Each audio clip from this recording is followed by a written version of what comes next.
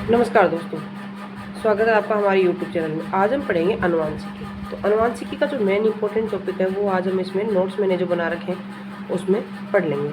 तो आप देख सकते हैं, सबसे पहले हम क्या पढ़ेंगे, अनुवांशिकी। अनुवांशिकी का उसको क्या बोलते हैं, एक तरह का जीन ही है अनुवांशिकी। लक्षणों की प्रारूप यानी लक्षणों को जो देखिए जीन, सबसे पहले पढ़ेंगे gene, DNA, nucleotide acid, polymer. इसको आप एक तरफ ध्यान मत दीजिए, इसको एक बार बाद में समझाऊंगी। ये देख लीजिए, जीन क्या है, DNA का ही भाग है। तो जीन है वो क्या है, एक तरह से DNA का ही भाग है, यानी जो DNA है वो एक तरह से जीन है। जीन अनुवांशिकी की क्या है, इकाई है। जीन जो है अनुवांशिकी की इकाई है। जीन अनुवांशिकी की इकाई है। DNA का वह भाग जो प्रोटीन का निर्माण करता है। DNA का वह भाग जो प्रोटीन का निर्माण करता है। DNA का वह भाग जो प्रोटीन का निर्माण करता है क्या कहलाता है, जीन कहलाता है। क्या कहलाता है, जीन कहलाता है। अब देख लीजिए, प्रत्येक जीन DNA हो सकता है, परंतु प्रत्येक DNA जीन नहीं हो सकता। प्रत्येक जीन DNA हो सकता है, परंतु प्रत्येक DNA जीन नहीं हो सकता। ये इंपॉर्टेंट है, इसको याद रखिएगा। अब हम पढ़ेंगे एल्काइंस यानी युग्म विकल्पी। युग्म विकल्पी क्या होते हैं हम वो पढ़ेंगे, बहुत इंपॉर्टेंट है।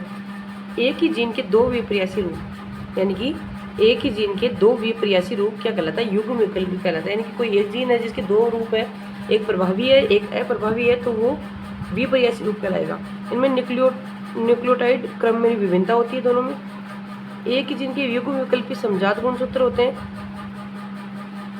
पर उपस्थित होते हैं। ठीक है, ये समझ में आया। ये चीज़ क्या है कि एक ही जीन के दो विपर्यासी रूप, जैसे एक प्रभावी हो गया एक अप्रभावी हो गया। जैसे कि F1PD के अंदर एक मेंडल ने लिया, F1PD के अंदर कैपिटल टी और स्मॉल टी। तो कैपिटल टी प्रभावी लक्षण है, स्मॉल टी अप्रभावी लक्षण है। तो दोनों एक ही जीन है, उसमें है तो दोनों लंबों की रूप लंबाई आएगा। जैसे कैपिटल टी हो गया और स्मॉल टी हो गया, तो दोनों है तो लंबाई पौधा, लेकिन दोनों अलग अलग रूप है। तो विपर्यासी रूप हो गए ना, दो रूप हो गए। तो एक ही जीन है लंबे पौधे की, यानी गुणसूत्र तो इनका सेम ही है लंबा, लेकिन रूप क्या है, कैपिटल और स्मॉल दोनों है। तो एक ही जीन के दो विपर्यासी रूप। अगला देखिए, समयुग्म जीन, ये शुद्ध होता है, प्योर होता है। इसके अंदर समजात गुणसूत्रों पर निर्भर एक समान युग्म विकल्प भी होता है, यानी कैपिटल ही होता है। दोनों चीज़ें कैपिटल ही होंगी, दोनों चीज़ें प्रभावी होंगी इसके अंदर। और अगला है विषम युग्म जी। विषम युग्म जी में एक चीज़ प्रभावी होगी एक अप्रभावी होगी, यानी दो समान गुणसूत्रों पर विभिन्न युग्म विकल्प होंगे इसके अंदर। ये हो गया। अब देख लीजिए इंपॉर्टेंट चीज़ें कि जेनेटिक शब्द का उपयोग सबसे पहले किसने किया, बेटसन ने किया। जनक कौन है अनुवांशिकी का, मेंडल। प्रायोगिक अनुवांशिकी का जनक कौन है, TS मॉर्गन। आधुनिक का बेटसन। ये आपको इम्पोर्टेंट थोड़ा सा देख लीजिएगा। फिर देख लीजिए मेंडल जेनेटिक्स में है क्या, कि मेंडल ने क्या अनुवांशिकी का किया, प्रयोग कब किया, कौन सी सन में किया और किस पौधे पे किया। सबसे पहले 1856 से लेकर 1863 तक इनका प्रयोग चला। उद्यान मटर पर प्रयोग किया, पाइसम सेटाइवम मटर का नाम है। उद्यान मटर पर प्रयोग किया, पाइसम सेटाइवम मटर का नाम है, जिसका गुणसूत्र था 2n = 14। विपर्यासी लक्षणों का अध्ययन किया गया। विपर्यासी लक्षण मैं आपको बता चुकी हूँ कि एक ही जीन के दो लक्षण क्या कहलाते हैं, विपर्यासी लक्षण कहलाते हैं। तो अब मैं आपको ये नोट्स, मेरे हैंड रिटन नोट्स हैं, बहुत अच्छे से मैंने इसको बड़ी मेहनत के साथ बनाए हैं। तो प्लीज़ आप अच्छे से देख लीजिएगा, आपके लिए बहुत इंपॉर्टेंट चीज़ें साबित हो सकती हैं। अब मटर के पौधे को चुनने का कारण क्या था, इंपॉर्टेंट चीज़ें हैं। मटर के पौधे को चुनने का कारण क्या था, क्योंकि एक तो ये वर्ष भर चलता रहता है। संवर्धन का मतलब चलता रहता है, पूरे साल भर आप मटर खाने को मिलते हैं, क्योंकि पूरे खराब नहीं होते हैं। पूरे साल भर मटर का पौधा उगाया जा सकता है। अगला, विपर्यासी लक्षण उपस्थित थे। क्या थे इसके अंदर, विपर्यासी यानी एक ही पौधे में दो प्रकार के अप्रभावी और अप्रभावी दोनों लक्षण उपस्थित थे। कुछ मटर के बीज मोटे अच्छे और बढ़िया फलियाँ निकल रही थी, कुछ मटर में पौधे की फलियाँ छोटी निकल रही थी, कुछ पौधे लंबे हुए जा रहे थे, कुछ पौधे छोटे हुए जा रहे थे। तो दोनों विपर्यासी लक्षण इसके अंदर उपस्थित थे। स्वपरागण से परागण दोनों उपस्थित था। अब इनमें स्वपरागण से परागण भी उपस्थित था। ये चीज़ें हो गई इनके रीजन चुनने का। फिर मेंडल ने जीन को क्या माना, फैक्टर माना।